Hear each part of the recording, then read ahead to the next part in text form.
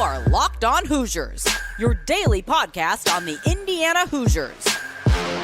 Part of the Locked On Podcast Network, your team every day.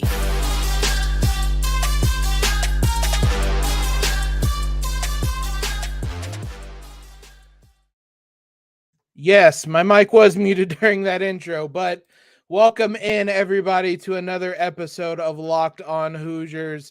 The important note I said in the intro, Illinois is not our rival, nor were they any match for Indiana on Thursday. Thank you guys for making us your first listen every single day. Look, I'm fired up after how absurd of a performance Trayce Jackson-Davis just had. Before we talk about any of that, want to give a big shout out to our sponsor today, BetOnline. Today's episode is brought to you by BetOnline. They have you covered this season with more props, odds, and lines than ever before. BetOnline, where the game starts. Look, I feel like I was being gaslit for like the last 24 hours or so with all this talk about this IU-Indiana rivalry that I've like never heard about before today, really. It started with the most absurd chance sheet that I've ever seen. I'm sure most of you guys saw that.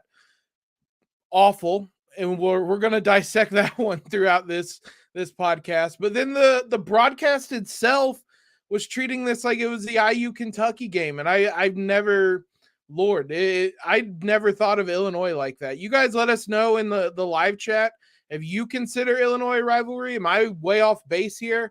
I don't know. At best, they're like IU's third best rival behind Kentucky and Purdue, but I don't really consider anybody a rival outside of that. There was nothing about Thursday's game that played out like a rivalry. IU absolutely owned Illinois in Champaign, and a large part of that was due to just utter brilliance from Trayce Jackson-Davis. Literally the first line of this absurd chant sheet, Trayce Jackson-Davis, forward, fun fact, has progressively gotten worse over the last 3 years. An objectively insane thing to say, considering the last time Illinois saw Trayce Jackson-Davis, he punked Kofi Cockburn and IU upset Illinois in the Big Ten tournament.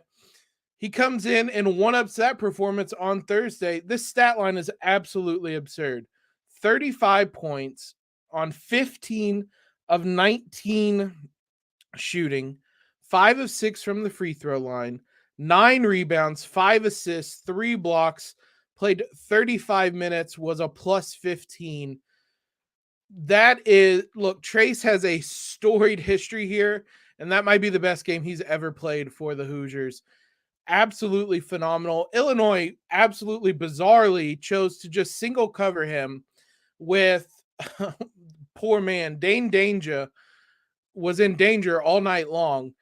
And when he wasn't on him, Coleman Hawkins was doing his best. And they didn't double Trayce the whole night, which I don't know what led to that thought process. But like, one, to even do that coming into a game is insane. 2, to not adjust as Trayce just continues to destroy you throughout the entire game was insane. I don't know what Brad Underwood was doing in this game. It was a horrible game plan to start, and then he just didn't change it. And IU realized it and just kept going at Danger and Hawkins with Trayce, and Trayce just his bag of post moves is deep, and he was showing out on Thursday, and he was spinning off guys. He left Danger in the spin cycle a couple times. I thought it was a very smart and mature game from him. He didn't press the issue defensively. There were a couple times Danger had a couple of decent post moves. He should have fouled out of this game, but that's neither here nor there. He had a couple decent post moves. Trayce realized that it was smarter for him not to try to foul or really contest shots aggressively, because he knew on the other end nobody was stopping him. So he played good defense. He didn't get over aggressive. A couple times he gave up baskets as a result, but then he would go down and just torch whoever was standing in front of him. an unbelievable game. Trayce is an All-American. Trayce is a National Player of the Year candidate. This is going to be one of the feathers in his hat when it comes to seasons end, when it comes to careers end. This game is going to be one they look back on as, you remember when Trayce went into Illinois after they said he's gotten worse every year and dropped 35 on him. A magical performance. And IU defensively also deserves a lot of credit. They held Illinois to 38.7% shooting. They were 8 of 19 from 3, but nothing Illinois did throughout the night felt sustainable. And that was where kind of my level of comfort was. They were 8 of 9 from, or 8 of 19 from 3. A number of those were pull-up three-pointers off the dribble, off screens, and those shots are going to drop occasionally, but as you saw, it's not sustainable offense. And the Hoosiers did a good job of defending well. If you're going to give up a shot, giving up an off the dribble or a crossover step back three, that's a shot you can live with giving up. And they stayed composed even when those shots went in. They didn't overextend or try to take that away. They were smart about how they defended. And boy, Illinois got nothing going throughout the entire night. It was, Shannon had 26 of their 65 points. He was 8 of 18. He was pretty decent. Trey Galloway defended him well, I thought, for much of the night, but he got in foul trouble, was in and out of the game. We're going to talk more specific players here in a minute, but Galloway played 25 minutes and was a plus 21. So that shows you the impact he had on this game. There are a couple other takeaways from this. Big Ten officials are absolutely insane. I'm going to complain about this. I don't normally do it. Illinois came into this game literally dead last in the league at opponent free throw rate. They put opponents at the line at the worst rate in the Big Ten by, it's not even close. Like, they put teams at the line a lot. They play a very physical style of defense, and they just live with people going to the line. Insanely, Big Ten officials tonight just decided they weren't going to call them for fouls. They were called for 9 fouls the entire night. 9. And one of those was a technical. 8 fouls the entire night. IU ended up only shooting 13 free throws. 3 of those were on the most bizarre foul ever, on Trayce Jackson-Davis shooting a 3. Danger was in his own danger zone on Thursday. So Big Ten refs are an abomination. It was absurd that IU did not go to the line more. But again, the maturity, the composure from them. They were in this same situation against Iowa a couple weeks ago, up big on the road, had the crowd out of it, and they let that team get back into the game.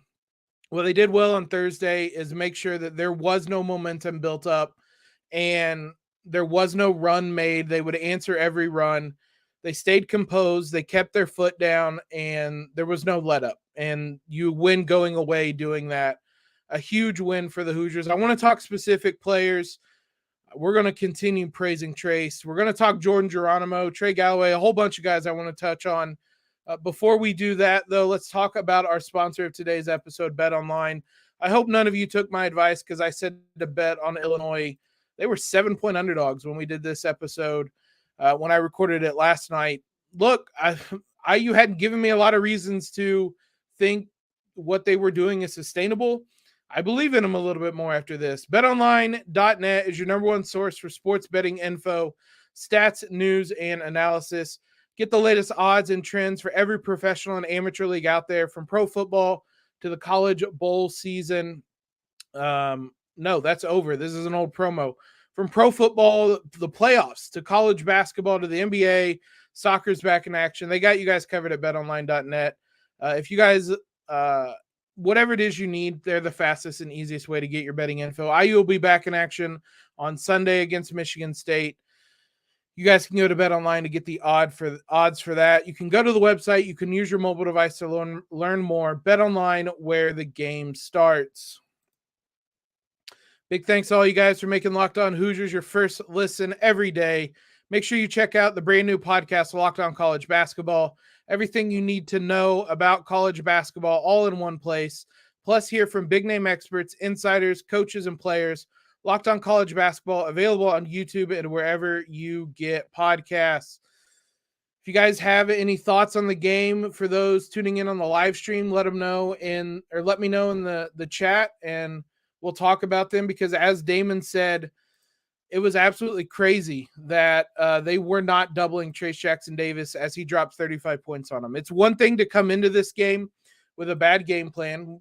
It could happen. I mean, it's kind of inexplicable to not double Trayce Jackson-Davis, but it happened. Trayce was torching them throughout the game, and they just didn't adjust. I can recall one time that they sent a double, and it wasn't even really sent a double. It was that Trayce got into the middle of the paint, and they just had two people there, and it didn't matter. He scored anyway. So one of the weirdest things I've seen in some time, like Brad Underwood, what in the world are you doing? And so thanks, though. Like, it was inexplicable, but also it was a welcome present to IU fans. I don't think any of us were complaining. Let's talk a couple other guys, though. I want to mention IU outscored Illinois 54-32 on points in the paint. That's when IU is at its best offensively, when it's getting a bunch of production in the paint. So, I mean, a lot of that's due to Trayce. He had 35 of those points, and all but probably 6 of them were in the paint, then those 6 being at the line. But Jordan Geronimo, I want to touch on him. Another big game from him. Look, we criticized him, I think fairly so, after the Iowa game, a little bit after the Northwestern game, but boy, has he responded in a big way the last couple games. 13 points, 8 rebounds, 3 blocks in this one. Looked like he was dealing with a little bit of a calf injury, maybe. He was second half. I know they were working on it on the bench, but it didn't really slow him down. 6 of 8 shooting. He's really adjusting well to playing alongside Trayce and finding those little openings. Not as much tonight, because what I was about to say is when teams double Trayce, he's typically the open guy, but I mean, they didn't double Trayce, so there weren't as many openings for him, but he still found his points and was really impressive. Knocked down a 3-pointer as well. His only 2 misses on the night were 3. So he was really, really impressive yet again. IU's going to continue to need him with Race Thompson out for who knows how long. Jordan Geronimo stepping up was really impressive. I thought Malik Renew had a better second half than he did a first half. He was taking advantage. IU played. Illinois just didn't have the size to match up with Indiana. So the Trayce and Malik lineups worked a little bit better, I thought. There was a couple possessions where Trayce realized that danger was on him and that Malik had a big mismatch, and he went to Malik, and Malik did a good job of finishing. It's baby steps, 5 points, 6 rebounds. He still had 4 fouls, but baby steps. I thought it was a step forward for Malik, and he really had one of his better games. I know the stats won't show it. As Jack said, Malik did a decent job as well. And look, he's found it difficult, and he struggled to even stay on the court with foul trouble, but played through it a little bit, stayed smart in this one, and had a good showing and a good second half to help the Hoosiers close this one out. Jalen Hood-Schifino played really well in the first half. He didn't have nearly as much of an impact in the second half. Looked like he may have had an injury to his finger or his hand or something. I'm not sure what happened there when he had that really awkward fall. When they called a foul on, it was a weird play. But when he landed, he hurt his finger, and I don't really know what happened, but he didn't play as well in the second half. I don't know if those two things are related. First half, he had 10 points on 5 of 11 shooting. I thought was aggressive, took advantage of the drop coverage that Illinois plays, knocked down some mid-range shots, knocked down some floaters. I thought looked really good offensively. On that end, it just didn't really amount to much in the second half. Look, the chant sheet was right about something. Averages over 3 turnovers a game, parentheses terrible. I don't know about that part, but he had 4 turnovers, so I guess Illinois fans were right. Now, Illinois fans saying that after having Corbello on the team last year is just, again, amazing lack of self-awareness. So shout out to them for that one. Geronimo, I forgot, was on this list. They said going to get us our free nuggets. They did not get free nuggets on Thursday. The promotion is if they miss 2 free throws in a row, the fans get free nuggets, I assume from McDonald's, wherever it's from. No, they did not get free nuggets. Malik came close. He had a pretty ugly miss and then hit the second one late in the game. What I loved is so many players on the women's basketball team tweeted no nuggets after this game. Mackenzie Holmes did it. Keandra Brown did it. I know Sydney Parrish was talking about how much pressure there was in not giving away nuggets. So everybody was very aware of it, and Illinois fans got 0 nuggets. So shout out to them. This was an all-around really impressive game, though. And I'm just looking at this chant sheet once again. Look, I will give them credit. I did kind of laugh at great value Steve Harvey for Mike Woodson. You get like a half point there, but you lose so many other points because everything else is so bad. The Kelly School not being top 20, I don't even know what like ranking they looked at for that because I saw multiple people say it was a top 10 business school. The biggest complaint they had about Bloomington is they had a scooter curfew, which, okay, like whatever. Good luck, like that being your biggest like negative about Bloomington, but not a great look from them. Trey Galloway, let's wrap this section up. He was, like I said, I thought he played well defensively on Shannon. 11 points, 4 or 5 shooting, hit the only 3-pointer he took. Didn't do, or excuse me, I was looking at the wrong one. 2 assists, a rebound. He had his foul trouble, 25 minutes plus 21 though. So I thought he played a really good game. He was impactful in ways that didn't necessarily show up on the box score. Even when Shannon was making shots, they were difficult shots because of Galloway's defense. Shannon's exactly the type of guy that Galloway excels defending, kind of those guards, maybe not quite as big of a wing, but smaller guards that can score the ball. I mean, we saw what he did against Jaden Ivey last year. So those are the types of guys he typically has success against. And he had success again on Thursday. If there's anybody else you guys think had a big game or an impactful game, tell us down in the chat. I don't think anybody played particularly badly tonight. Like overall, everybody impacted the game positively. Whether Tamar Bates was the only one that really played and didn't score. I thought he played well, and the couple of shots he missed, I thought they were good shots. I also forgot when talking about the refs, that awful technical foul they gave Xavier Johnson where the official was standing basically on top of the bench to like wait to give somebody a technical foul. Get rid of Big Ten officials. Absolutely insane that they just that they exist in the Big Ten. Trayce's quote after the game, quote, "Tonight they decided they were going to let me beat them, and that's what I had to do." I love that, man. Hoosiers have a winning streak. Let's talk about who their next opponent is going to be. It'll come on Sunday against Michigan State. It's going to be a tough one, but we'll look at whether the Hoosiers can get it done back home against the Spartans. You guys know how much we love Built Bar around here, though. If you guys are looking for a delicious treat but don't want all of the fat and calories, then you got to try a Built Bar.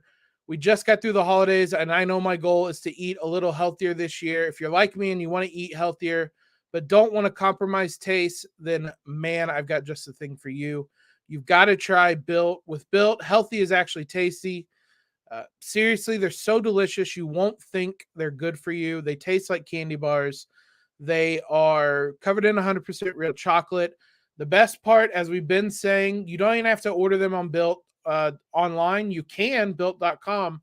They're available at Walmart. They're available at Sam's Club. I know they're available at Sam's Club. I've seen them there.